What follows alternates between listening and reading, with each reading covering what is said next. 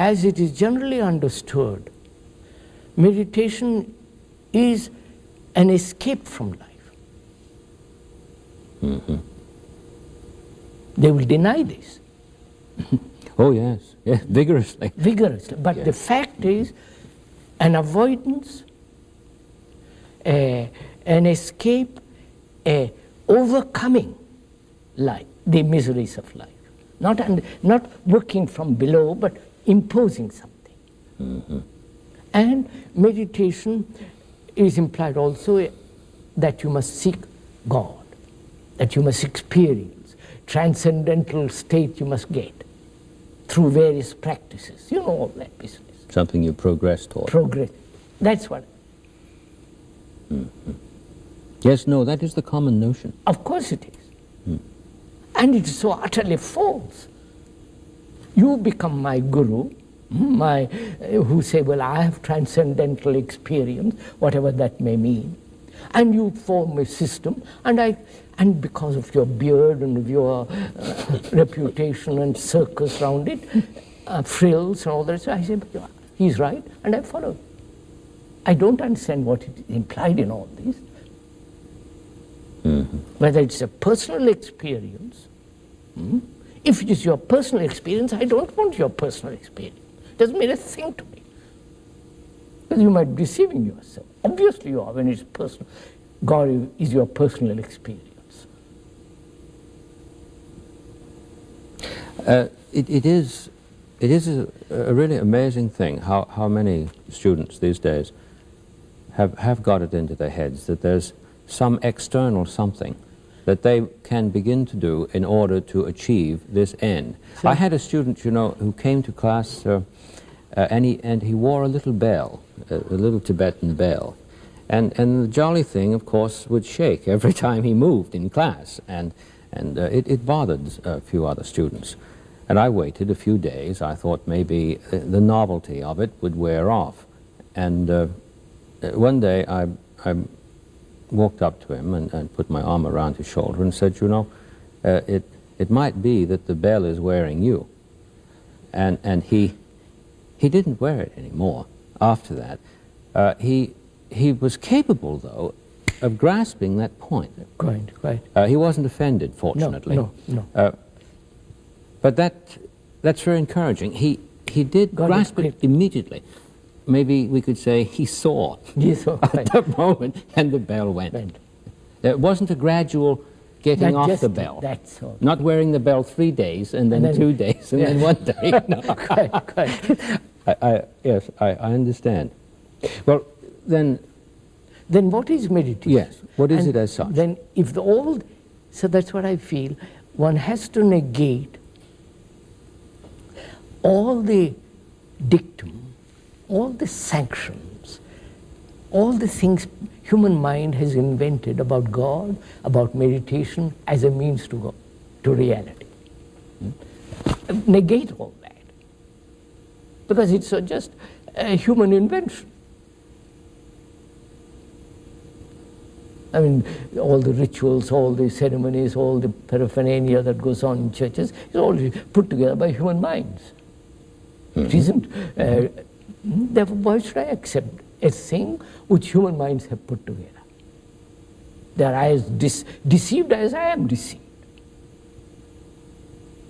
Therefore, the thing is meditation is to cleanse the mind of every form of deception.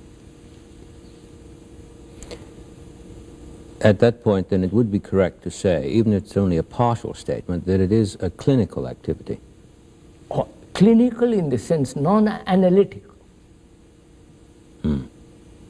Yes. Because when you told that student, bell is wearing you, that's not clinical. He saw it instantly. Whereas our minds are used to clinical, analytical way of going at it. So meditation is this instant perception. And that requires a great sensitivity of the body. Yes, it does. I mean, alcohol, meat, drink, all that stuff has to put aside for a while. Mm-hmm. And you have to have a very clear mind, sensitive mind, to say when the bell, about the bell, I saw it, the boy saw it instantly, therefore dropped it. Mm-hmm. So meditation is, in the real deep sense of the word, non-clinical, non-analytical, but seeing things as they are in myself. What I am, self-knowing. And the conflict which the self creates, see the truth of that and end it. All that is part of meditation. And also having a really quiet mind. Not cultivated quiet mind. Mm-hmm. Because it's only when the mind is quiet you see things clearly. If my mind is chattering, I can't see the carpet so clearly. Yes, you seem to suggest what we might metaphorically refer to as the tranquil lake that reflects perfectly the shore. Yes, but there's no reflection here. No, that's where the analogy breaks down. Yes, yes. I meant the lake in the Shirley, wholly receptive capacity. Lisa, let's be careful in this word, receptive too. What is there to receive? Who is receiving? There is what is. So the mind, after establishing real order, and that real order can only be established when it has investigated disorder in itself, and the investigation and the understanding of that disorder brings order, not imposed order. Mm-hmm. That's the miracle. Yes. Then that is established, then the mind, in the process of that, mind becomes very quiet, very still. Then what is there to reflect? Or that very stillness has its own momentum, its own energy, its own activity, which is not, which cannot be put into words.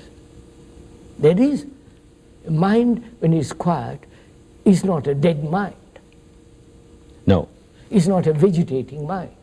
It's a mind very, very alert, very active, very alive, and highly intelligent, sensitive. Now, what takes place there in that state of stillness is a momentum of a totally different dimension.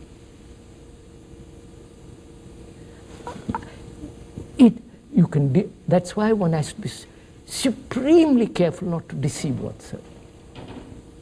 From the beginning, you follow? Yes.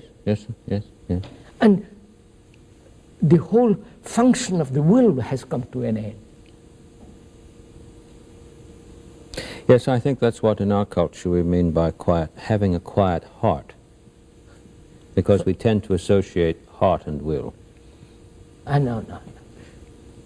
I don't mean, we also talk about heart in terms of hearts and flowers. Of course. Sentiment. But the radical sense of heart is the seat of the faculties. So, you see, and when you really go into this question of meditation, any conscious effort to meditate is not meditation. A conscious effort to meditate. And practice. It's 6 o'clock and I think I'll meditate now. Yes, I understand what you mean. One ought to be always. Because you're doing it, because you're watching, you're listening, you're looking, you're seeing what you're feeling. You follow, there is this momentum going on all the time, the movement.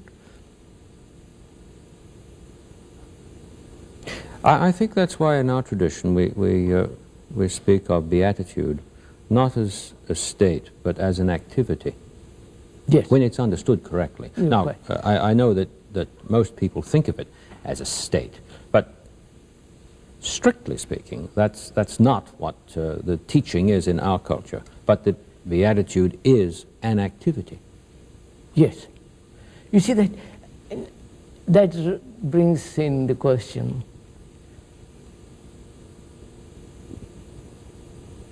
whether there is a reality which is not,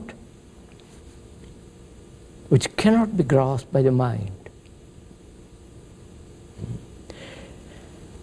What is the relationship of the mind, mind being the intellect, apart from the heart? What is, has it any relationship to reality? Or when the mind and the heart and the whole being is one, harmonious, then there is a relationship. But to try to find if there is a relationship with the intellect, in the sense analysis and all that, that has no relationship with the whole. It's only when there is total harmony of the body, the heart and the mind, then in that state there is a relationship with truth. So let's forget truth, put aside God, all this, but see if one can establish a harmonious living. Then out of that comes, that is part of meditation. And out of that comes most extraordinary things.